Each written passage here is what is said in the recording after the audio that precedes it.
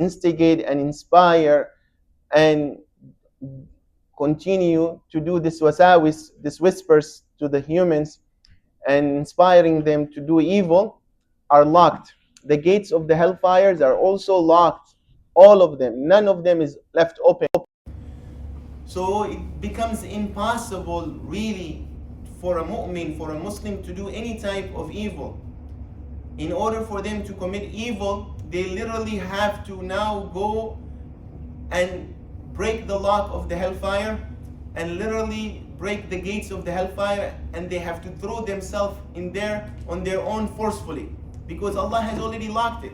This person has to be such evil person wanting to be in the hellfire, because Allah has closed the means to go there.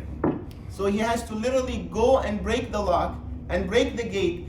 And the devil that usually invites people, إِنَّمَا يَدْعُو, Allah says the Shayṭān invites people for you to become his companion. إِنَّمَا يَدْعُو حِزْبَهُ لِيَكُونُوا مِنْ أَصْحَابِ السَّعِيرِ. He is also locked, and his soldiers are locked. So now what is left is one factor only. It's you, your nafs. So you don't have no Shayṭān to blame, and you do not have no reason to go to hellfire because it's locked. So you have to be such an evil person to wanting to go there and break the lock and break the gates. So the reality of your nafs become apparent. The prescription of Shayṭān is to see yourself, who is really you, and how much control do you have of this nafs.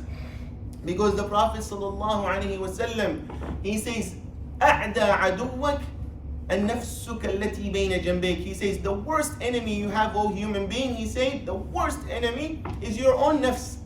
This nafs that is بَيْنَ جَنْبَيْكَ is your worst enemy.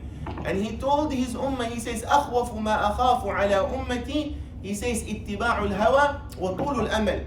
The greatest fear that I have for my ummah, he says, is when they start following their whims, their desires, their passion, and they become slave for their desires and nafs and shahwat. He says, this is the greatest fear I have for my ummah.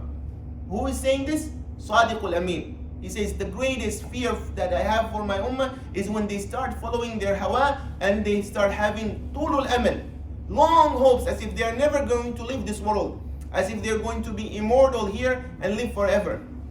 So Ramadan came as a prescription to reveal this nafs, because Allah has taken an oath, my dear beloved brothers, and the oath that Allah has taken is so big that He says the only people who are going to be successful in the hereafter and going to be admitted